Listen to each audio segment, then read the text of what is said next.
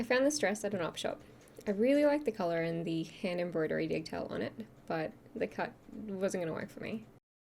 The hand embroidery down the front was actually a really pretty detail that I wanted to make a feature in my blouse. What I did first was I took a blouse that already fits me and I traced around it to get a rough pattern.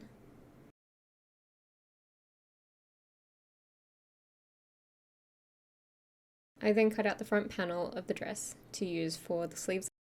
I found that the sleeve was a little bit too long for the amount of fabric that I had, so I cut off a little bit of the top part of the sleeve pattern that I had made. So what I did was I folded it in half and folded it in half and made sure that all of the embroidery lined up so that it was down the middle of the sleeve.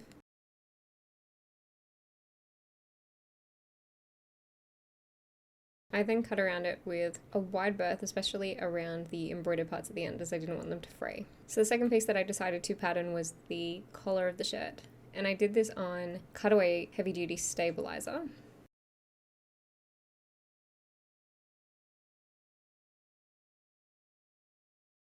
The part that I decided that I wanted to try and get the collar out of was the sleeve detail. I was hoping to somehow incorporate that as a feature in the collar.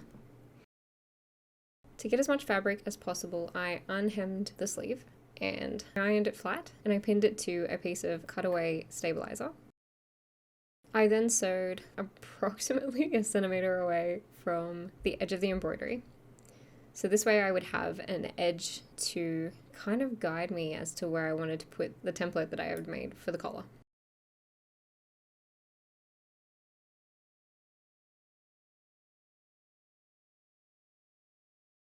I then cut that piece out, including the stabilizer that it was attached to, and then pinned it to another section of the sleeve. This part didn't matter as it was going to be on the bottom part of the collar.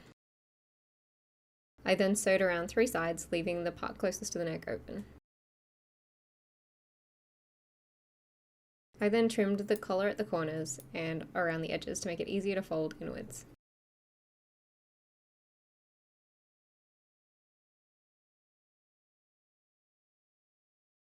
I then also pinned along the edge that was going to be the top edge of the collar so that it was easily able to sew it down later.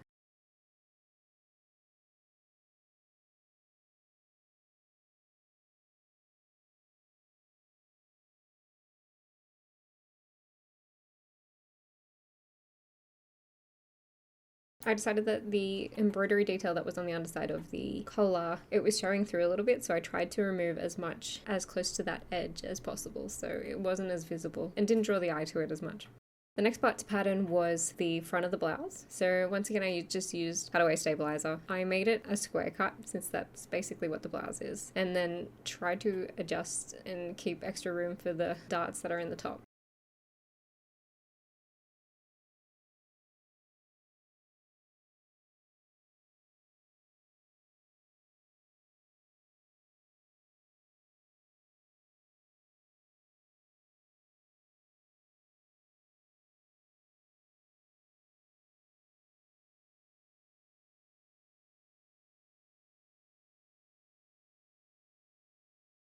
I then measured the darts and approximated that they were about an inch apart and they had an inch fold. I apparently also patterned the back of the shirt, but I didn't film that bit. So at this stage, I'm trying to get the front and the back pieces out of the back piece of the dress. I realized that I might not have enough room, so I went off and I tried the blouse on again and realized it had enough length in it that if I wanted to make it a little bit shorter, I could, and I would still be able to tuck it into pants and stuff. So that was kind of what I was going to have to do, but I still wanted to try and preserve as much of the length as possible, so I unhemmed the bottom of the dress to try and give me a little bit extra. I then ironed it nice and flat and put them back down. It still wasn't quite enough length, so what I did was I made lines in increments of 1 inches at the bottom of the blouse pieces. I mostly did inches just because I had a quilting ruler with me and that was the easiest thing to do at the time. After I cut out the pieces, I added in those darts to the front pieces and I pinned them into place temporarily.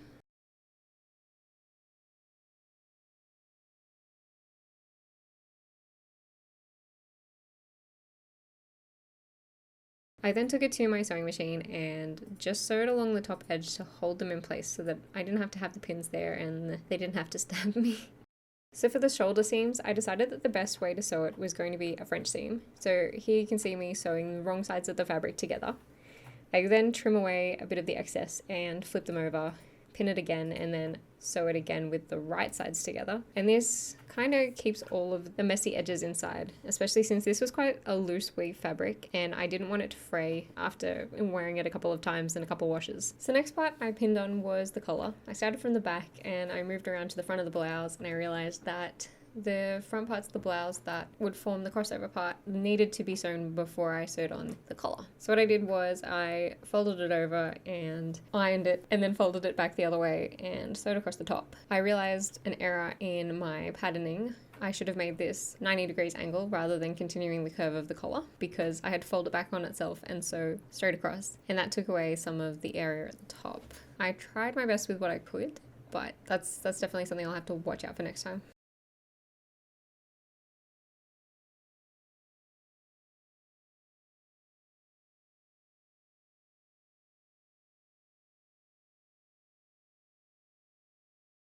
So in this part, I'm sewing the back of the collar to the back of the shirt. So after I'd sewn it, I realized that I needed to sew a little bit higher up so that that stitch line hides underneath the decorative collar part. So I put it back onto the machine and sewed slightly further across. I then pinned the top part of the collar to the inside of the blouse, covering up the stitching and the seams inside the collar part. I then top stitched along the neck edge and around the full circumference of the collar. I did this because the collar wasn't sitting flat, and this was the best solution that I could come up with at the time to fix it. And since the embroidery was white and the stitching I was using was white, it kind of all blended in together and it looked quite nice.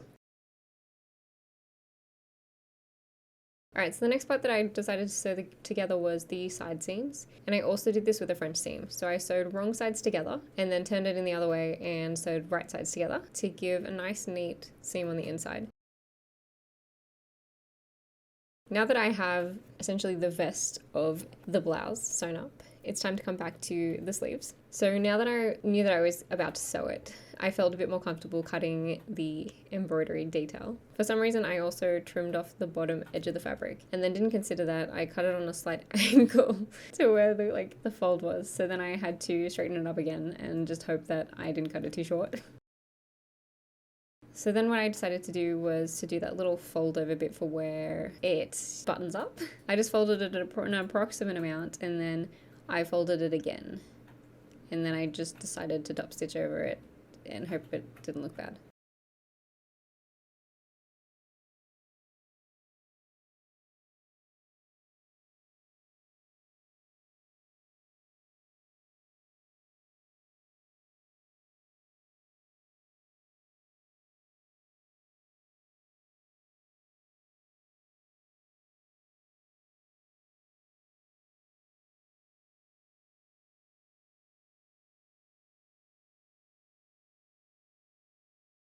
Then what I did, because it was kind of a little bit gapey, I just folded it over and sewed kind of near that corner edge to make it seem a bit more flat and professional.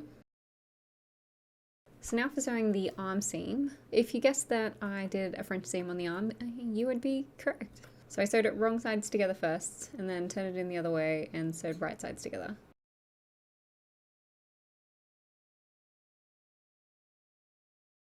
So at this stage it was time to come up with a pattern for the cuffs of the shirt.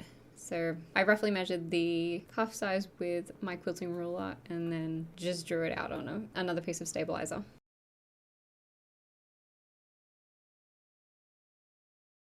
I then cut 4 pieces of this out of the fabric that was next to the arms of the dress, because this was pretty much all the fabric I had left. I then used cutaway stabilizer to line the cuffs to give them a bit more stability and structure.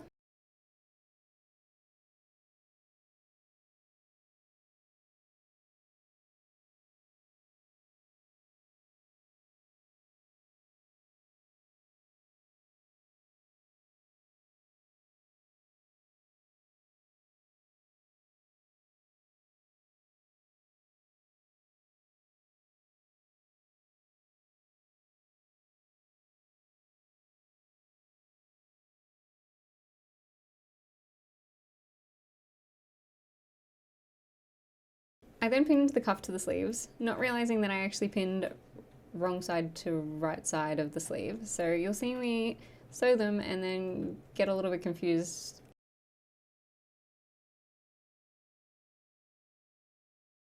So then I had to unpick it and I repinned it again and resewed it. The second time was much more successful. I then turned it in the correct way and, much like the collar of the shirt, pinned the folded sections onto the inside of the sleeves. So after pinning this in place, I top stitched around the full circumference of the cuff to give it a similar look to the collar.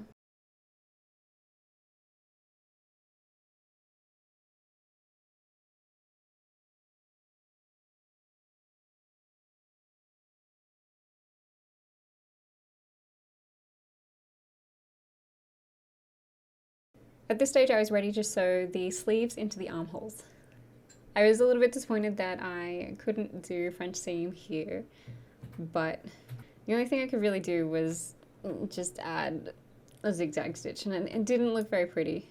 Thinking back on it, I could probably have put like some bias tape around it to hide it. So after I pinned it, I realized I had a lot of excess fabric at the top of the sleeve. Wasn't really sure how to deal with this, so I just decided to gather it at the top.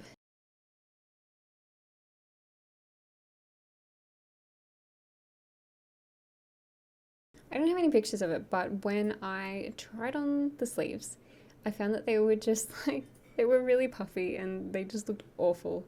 So what I did was I came back and bunched up all that extra fabric that was kind of puckered together, and I just sewed over the top of it, and it looked a lot nicer and I was a lot happier.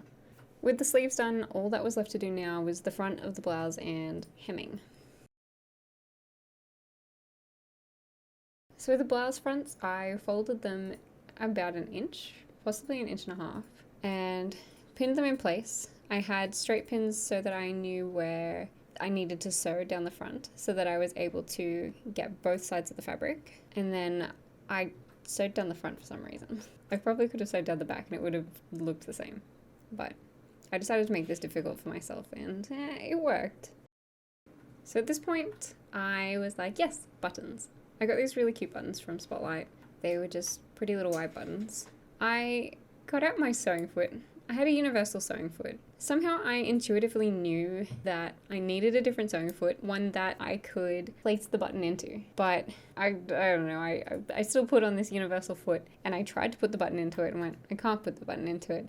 And yet I still continued to try and sew a buttonhole. So I needed a particular foot that my machine was able to utilize, in which you place the button into and then it just sews, it just knows. I told my mum that I couldn't finish the blouse because I didn't have the right foot.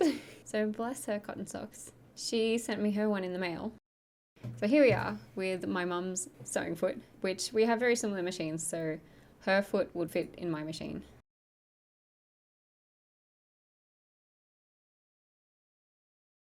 Generally, men's shirts button left side over the top and women's blouses button right side over the top. But because I had sewn the left side more neatly than the right side, I wanted to hide the ugly right side underneath it. So I actually chose to do left side on top.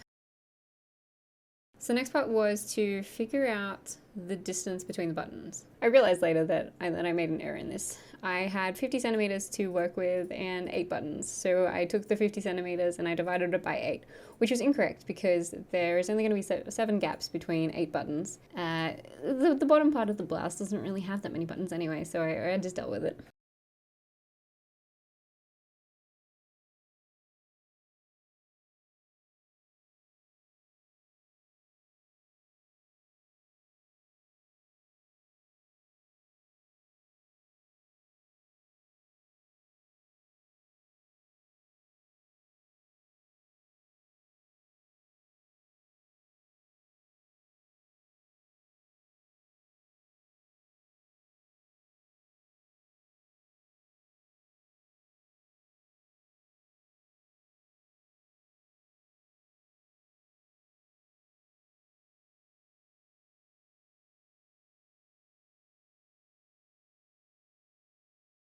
I pinned the front of the blouse to the other front of the blouse, and I just got a pen and drew through the middle of the holes.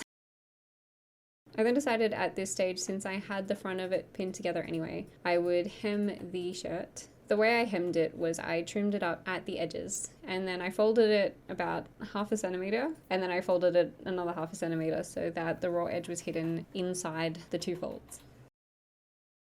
So here's the finished blouse. I was actually really happy with it. It turned out really pretty. I love the colors, and I love the sleeves and the collar detail.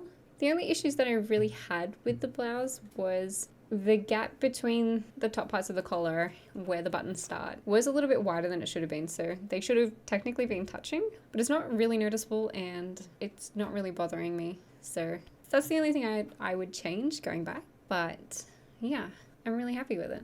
I then also decided that this shirt looked really cute with some high-waisted shorts, so that's probably the way I'm going to wear it most. Thank you for watching.